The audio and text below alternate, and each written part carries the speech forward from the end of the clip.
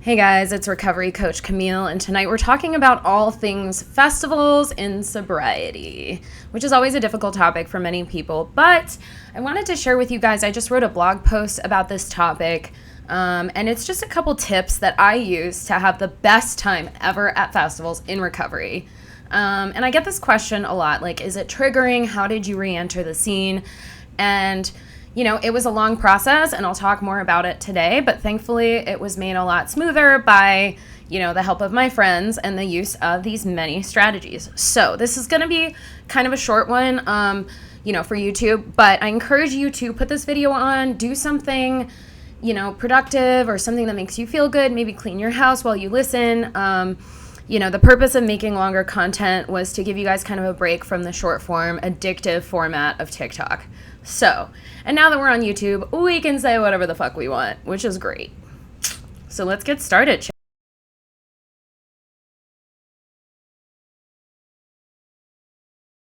So let's start a little bit with my story around festivals. People ask me a lot to sort of explain the role that festivals played in my addiction and in my recovery, and it's been a really big part of both. So I really was very nerdy and strange in like middle and high school, but I had the added complexity of being an addict. So I got started with drugs and alcohol pretty early, and that was partly because of the New York City rave scene. So if you've ever been to New York, or in the early 2000s in particular, or if you're from New York, then you probably remember Brooklyn warehouse raves. Yes, Brooklyn warehouse raves. Those were the days, my friends. They were really fun, and they were also really sketchy. It was the kind of situation where like somebody handed you a pill and you just took it. You know what I'm saying? And I found my way into that scene because I used to hang out at Union Square with all the derelicts and drink Four Loko before it was changed, the recipe. And I met these kids that were, that hung out in these underground raves in Brooklyn, and I decided to go with them. And I was like 13 or 14 the first time I went to one of these parties, and these kids were significantly older. I think they'd graduated from high school. And the first time I went, I just felt this sense of belonging, of like acceptance. Could have been the ecstasy. But seriously, it was such a welcoming a welcoming committee. That's funny. Wow, talk about egotism. Anyway, it was a welcoming community. People were super fucking nice, and I just felt so at home. Now, to backtrack a little bit, when I was younger, I went to a nerd camp. Like literally, it was you like took the SAT and you went to camp to take college classes, and we had kids who were like, they're from other countries and stuff. Anyway, I don't know, and so they were really into poi, which is like they're like glowing balls on a string. And we wanted to like learn poi, so we would watch these grainy old YouTube videos or learn from other kids and tie glow sticks to shoestrings, and that's how we learned. So with that and the raves in Brooklyn, I was like already hooked on this community. I was so excited to be a part of it, and I went to my first festival about a year later, and it was Governor's Ball, and I had a blast. Okay, so from there, it was just I hit the ground running. I chased festivals all over the country and then all over the world. And increasingly, as my addiction progressed, I wouldn't remember anything. Like, I famously burst my eardrum at Dirty Bird Campout and ended up in the medic tent, like, having a ball with them on a bunch of acid. And I like, don't remember that very clearly, but other people do. But, there were funny stories, and then increasingly they were sad stories, and then it was nothing. I mean, my last festival before I got sober, I slept through the last 2 days because I was so sick, So that was a bummer. And then I got sober. And when I got sober, people were like, people, places, and things. You got to change people, places, and things. So I was told that I couldn't like do the same things I used to do, namely festivals. Now that was a real heartbreaker for me. But I was determined to get sober and stay sober. So I did it. In the very beginning, I tried to go to bars and stuff, but that was not it for me. It was just super triggering, So I stopped doing that. And I just learned how to have fun in other ways, But the problem is I was very hard on myself in early sobriety, especially. I was like, sometimes you get sober and then you decide you're going to change everything in your life. You're going to become healthy in every way, like super successful and in great shape and whatever. And as a result, like I did that. And as a result, I like kind of stopped having fun. I just wasn't having as much fun, which was a shame. So fast forward, a couple years, and I decide I'm interested to go back to festivals, but I'm a little nervous and apprehensive. And I go back to Lightning in a Bottle, which was my favorite festival, and something really hard and kind of traumatizing happens. So then there was this like period of reckoning. Like, what am I going to do? Do I stop going? Do I keep going? And what changed was I picked up a hula hoop. I picked up a flow toy. I had already been doing, I'd done a couple other flow toys, but I got really into the hoop. And it gave me something to do. It gave me a reason to be at these festivals. And it was just, life-changing for me. It replaced drugs and alcohol, essentially. It was something to do while you were there. And it was something that I got decently good at pretty fast and, loved so much. So, why not? So then I went to another festival and then another one and then another one. And it was all, I don't know. It was all go from there. And there are some things that I've learned along the way that I think are super important. So without further ado, I want to dive into some of those tips that I've been talking about so that you guys can maybe replicate this wonderful experience. Here goes.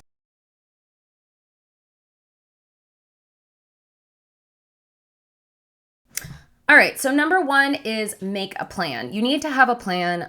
Preparation is the best defense against the unexpected. As I mentioned, I've written a blog post about this. It's on my website, linked below. Feel free to check it out. Obviously, subscribe, follow, whatever. Here we go. So making a plan, really important. I detail this more in the blog post, but I do want to talk about it. Addiction is all about impulse. You don't plan anything. You just go with the flow. That's kind of the point. Recovery sort of requires relearning the skill of organization and planning. And it's super important at events and things like festivals because you want to give yourself some structure so that you can have more freedom. That's the paradox of structure, right? It allows you to have more freedom because then, you have to make fewer decisions and you are free to make better decisions. So festivals are also very high intensity environments. And I found that having a plan allows me to really be okay with the chaos and the high intensity because I know that I have my own shit to stick to. So I generally ask myself a couple questions and here they are. The first one is just broadly, who am I going with? What do I want to do while I'm there? I try to be really careful about not over planning because I don't see the point in overwhelming myself. I used to try to make every set that I wanted to see and I don't do that anymore. But you do you. And the second one is, what do you do if the urge to drink or use strikes? So I like to list 3 or 4 coping skills for different situations. What if I get triggered? What if I get upset? What if I get mad at my friends? I come up with all these resources that I can just draw from, if something happens. I think that's a great idea. I would do it. Put it on a note on your phone. Secondly, how can you set up an exit strategy in case things go haywire? I usually tell my friends the truth that if I'm uncomfortable, I'm going to find a way out, but that's not always possible for people in early sobriety. So I would just really think about maybe asking a friend from home to bail you out if need be, coming up with an excuse so that my cat wasn't feeling well and somebody's watching the cat. So if anything happens, I need to go home type of thing. If you have to make it up, make it up. It's protect yourself. That's the most important part. So who can you reach out to in a moment of crisis? Have 3 to 7 people that you can reach out to, whether they're with you or on the phone, it doesn't matter. What will you do if you get separated from your friends? Bring a totem, something you can carry to find each other, or set a meetup spot. Alternatively, give yourself permission to just go back, to your campsite if you're camping. What will you do if your friends trigger you? I usually say I have to go to the bathroom, and then I do some mindful breathing. It helps. What items can you bring along that give you comfort? So I always bring my stuffed animals. I bring some affirmations and mantras on my phone. I bring my favorite self-help book. I bring some like spiritual stuff, like little reminders. I bring a necklace with my dad's ashes that I wear because it brings me comfort. And I also have a Luft breathing necklace that is really cool and helps to ease my anxiety so much. I'll link it below. It's definitely something I recommend, and I have not been paid by them to recommend it. Where are your resources? So locate medical, water, food vendors, things like that. Try to find out where everything is. Come up with a contingency plan. If somebody offers you drugs or alcohol, that's super important. Just figure out what you'll say. My favorite is, trust me, you don't want me to drink, because if you do, I'll have your boyfriend in your wallet in the span of 30 minutes. That's like, it breaks the ice. It makes people laugh. And then if you're in a program, will you need a meeting? So some festivals have meetings, and alternatively, you can do them online. So that's that. On to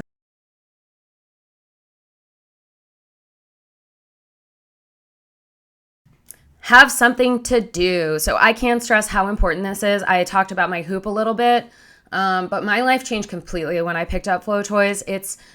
There's nothing like it. I just recommend having something else to do while you're at the festival other than like just being there and listening to music. So, I mean, obviously I have my Flow Toys. I have a couple different ones. But I also I really like to do attractions if there are any, or rides.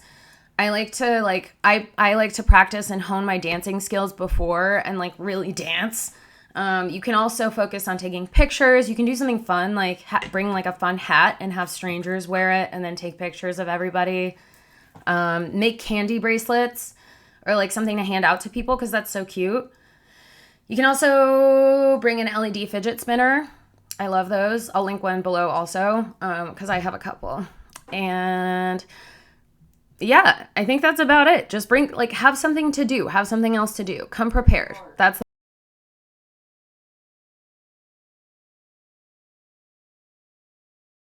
All right, this one's really important. Show up prepared. Show up prepared, please. I used to go to festivals and I would just bring party favors, and then I would be baking in the hot sun with no shade and nothing, so stupid. So come prepared. I'm essentially a glamper at this point. It's not that I'm bougie. It's that since I got sober, I protect my comfort, and I think that's important. So I've saved up a ton of money to buy things that I really enjoy. So I have a heat refracting tent. I have portable air conditioners. I have a shower and a shade structure.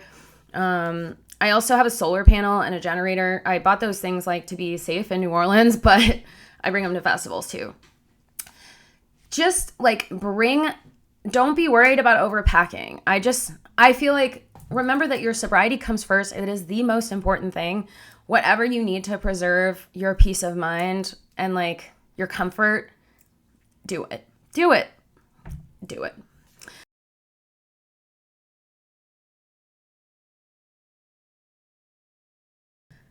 Next, be a support to others. So, as you may know, service to other people is a core tenet of recovery. But for me, festivals are a community. It's a culture, plur, right? So I try to come ready to contribute in some way.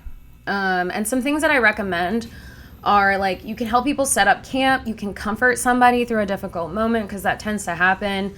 You can guide somebody through a bad trip if you know how to do that. Or just contribute in little ways. Give people candy, take pictures for people, help them do their makeup, or bring them water or food. Just small gestures can really, it's scientifically proven to make you feel good. So do that. All right.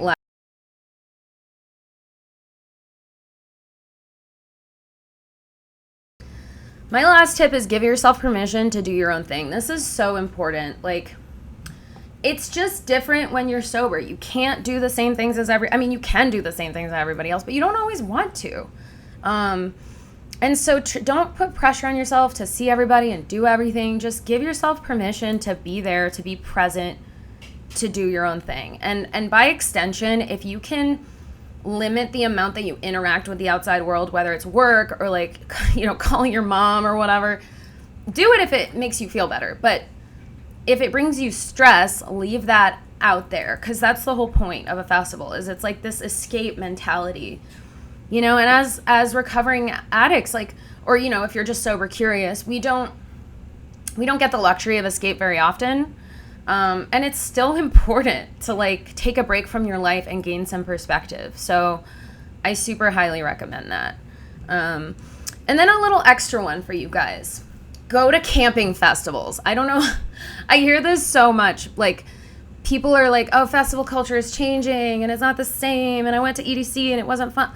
Go to camping festivals. They're so much more fun. People are so much nicer. I don't know what it is, like a greater sense of community. Maybe it's just that it's harder to get to or something, but worth it.